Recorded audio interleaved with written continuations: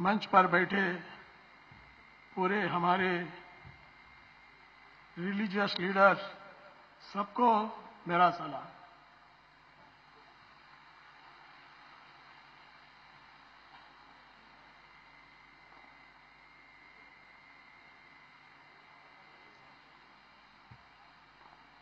इतने बड़े मंच पर हमको दावत देकर कुछ बातें बोलने के लिए जो हमको मौका दिए, मैं मुश्ताक मलिक साहब का बहुत बहुत दिल की गहराई से मैं उनको शुक्रिया अदा करता हूं।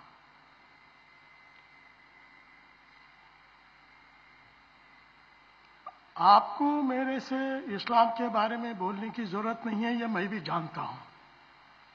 शरीयत के बारे में मेरा जरूरत नहीं है आपको, मगर कुछ बातें बोलना के लिए बुलाए तो बोलना मेरा फर्ज है। मैं पहला आपको, मुश्ताक मलिक साहब को, शब्बीर साहब को, आप सबको मैं मुबारकबाद देता हूं। अल्लाह ने तुमको इस्लाम में पैदा करा, यह बड़ा मेहरबानी आप पर किया है साहब।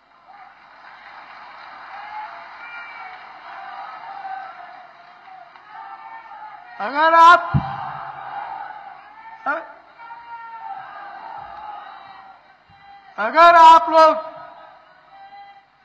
इस्लाम में पैदा नहीं होते थे, बाबा साहब अम्बेडकर दुनिया के बहुत बड़े इल्म हासिल करते हुए भी जब वो बैरिस्टर होके आए, बड़ौदा में नौकरी पे थे,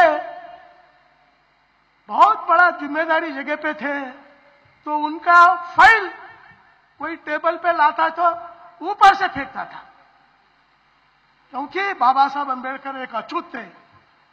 अगर अछूत के गली में अगर आप पैदा होता, अल्लाह पैदा करता था, तब तुमको मालूम होता था अछूत की बीमारी क्या है। गरीबी में पैदा होना साहब, मगर अछूत होकर हिंदुस्तान में कभी पैदा नहीं होना।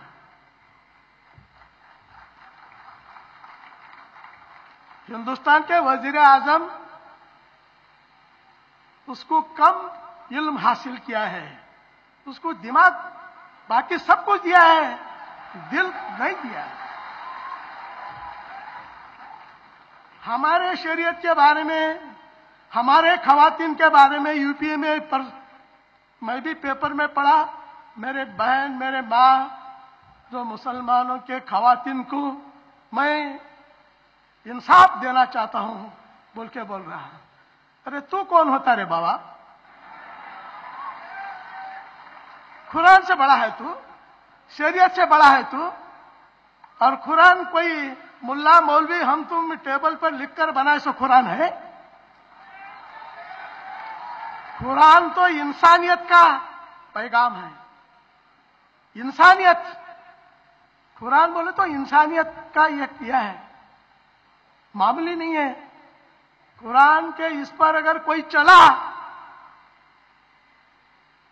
तो उसको कोई चीज की जरूरत नहीं है साहब, कोई चीज की जरूरत नहीं है। और उसको वजीर आजम को यह मालूम नहीं है हिंदुस्तान का मुसलमान किसी गवर्नमेंट ऑफ इंडिया का, किसी गवर्नमेंट ऑफ स्टेट का, कोई नेता को, कोई दलाल का जरूरत नहीं है। वो किसी का मोहताज नहीं है। हिंदुस्तान का मुसलमान, दुनिया का मुसलमान किसी का मोहताज है तो अल्लाह का निगाह का मोहताज है, किसी का मोहताज नहीं है।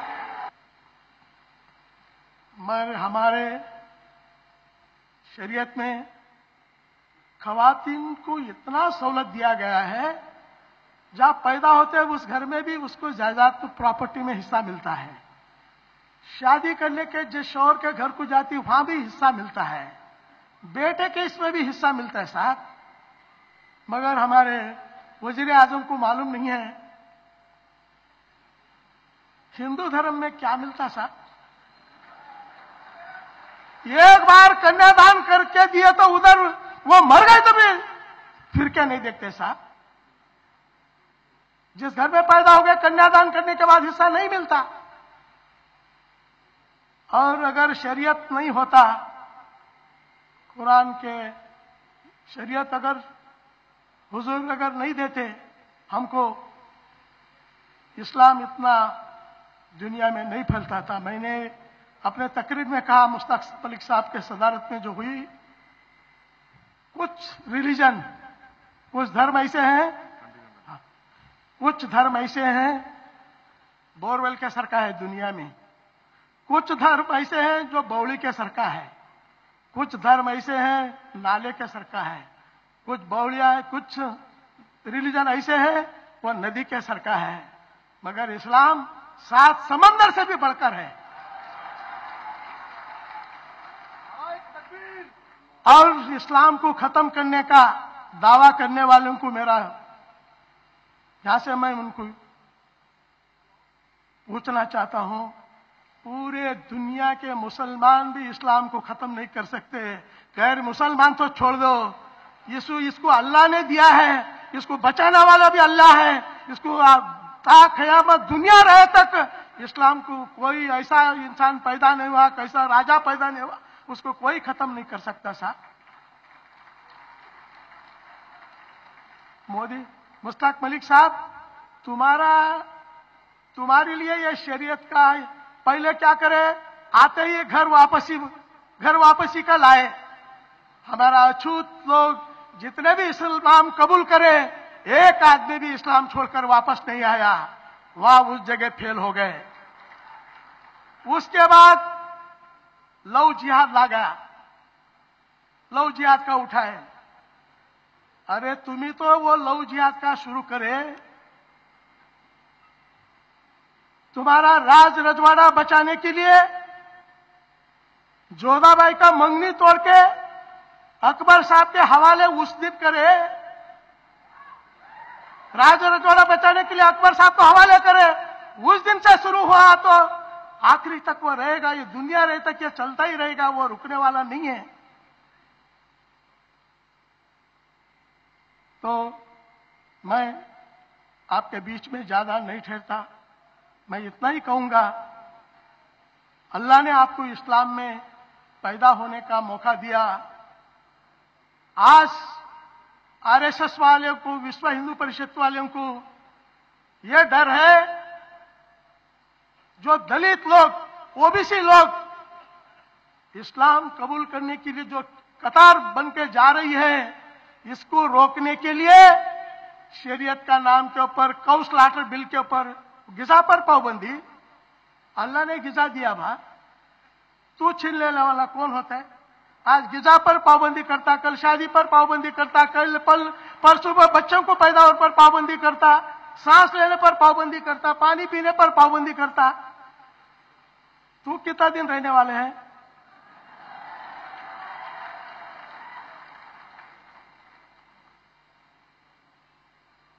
अल्लाह का जो दिया हुआ चीज को तू चैलेंज करता, जहां हम पैदा हो गए हम चैलेंज नहीं कर सकते, तू कैसा कर सकता वह?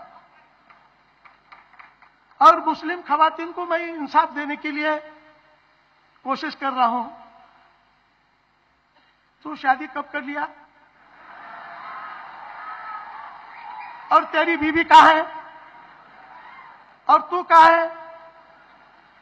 तू उसको डाइवर्स भी नहीं करा और साथ भी नहीं रखा, और पूरे हिंदुस्तान के खवातीन बेवकूफ है क्या तेरे को भरोसा करने के लिए? पहले बीवी को बाजू, तू बीवी को दिल्ली को बुला ले, बाद में हमारी बात कर। पाप बिचारी हमारी बहन वहां मर रही है गुजरात में कहीं कोने कोने में, और पूरी दुनिया में घूम रहा, कभी एक दिन तो साथ। हाँ, तो अपने बीवी को इंसाफ नहीं दिया, हमारे को क्या इंसाफ देता? जो घर नहीं संभाला देश का संभालता बा। इसलिए इस्लाम और शरीयत, इसके बारे में अभी तक बहुत बड़े लोग बोलने वाले भी हैं, बोले हैं। मैं इतना कहता हूं, तुम्हारे से मेरी रिक्वेस्ट है, ये चीजें बाजार में चर्चा होने का चीज नहीं है। ये शरीयत तो कुरान शरीफ पर चलने का और शरीयत को फॉलो करने का। हुजूर कितना सादा सीधा जिंदगी करे, कभी कभी 2 खजूर खा के दिन गुजारे, एक जोड़े कपड़े पर उन्होंने जिंदगी गुजारे। हाँ, अरे इस्लाम के होता सीधा और सादा रिलीजन दुनिया में कोई चीज, कोई धर्म नहीं है। मेरा रिक्वेस्ट है मेरे पूरे भाइयों से, निकाह को महंगा मत करो।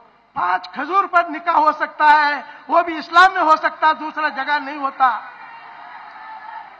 निकाह को महंगा मत करो बोल के मैं हाथ जोड़ के हजारों नहीं करोड़ों लोगों में, मुश्ताक मलिक साहब, जिस दिन रिजर्वेशन खत्म हो जाएगा, जिस दिन रिजर्वेशन हिंदुस्तान में दलितों का खत्म हो जाएगा, दूसरा दिन देखो हिंदुस्तान के पूरे मस्जिद भी बस नहीं होते, गली बस नहीं होते। आप वहां नहीं बैठेंगे, मैं बैठूंगा वो मस्जिद पर। मोहम्मद शबीर साहब, वो जगह पे तुम नहीं बैठेंगे, तुमको जगह नहीं मिलेगी। उतने करोड़ों लोग इस्लाम कबूल करने वाले हैं आगे आने वाले दिन में।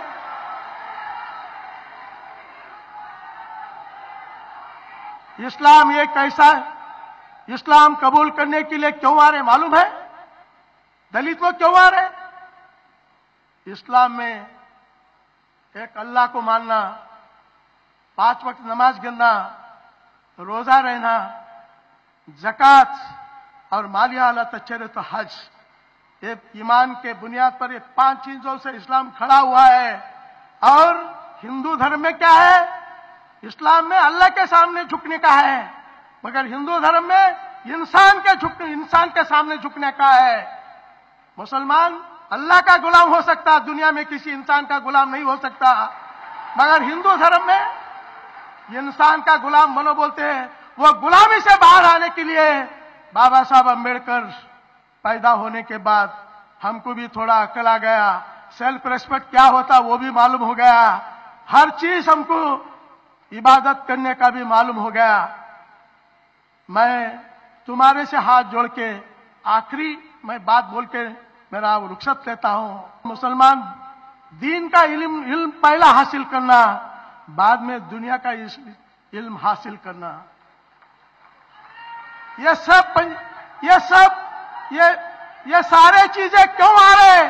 तुम लोग दीन के इल्म हासिल नहीं कर रहे और दीन को फॉलो नहीं करने से ये ऐसे सारे चीजें हमारे बीच में आ रहे साहब। अगर दीन की दुनिया मजबूत हो गई, दुनिया की दुनिया हमारे को ऑटोमेटिक अल्लाह हमारे कदमों में लाके छोड़ते साहब। पहले दीन का मालिक बनो, बाद में दुनिया का मालिक बनो साहब। कुरान और शरीयत में यही बताया हो। अपना औकात का जायजा ले लो, अपना बीबी को दिल्ली को बुला लो, बाद में हमारा शरीयत का बात करो, हमारा कुरान के बारे में बात करो। पौड़ी होकर, बोरवेल होकर, तालाब होकर समंदर को छेड़ना छोड़ दो। बौली सूखता, बोरवेल सूखता, नदी नाले सूखते, समंदर कभी नहीं सूखता। इस्लाम कभी नहीं झुकता, कभी नहीं मिटता और मिटाने वाला कोई दुनिया में पैदा नहीं हुआ। ये थे आली जनाब बी नारायण साहब।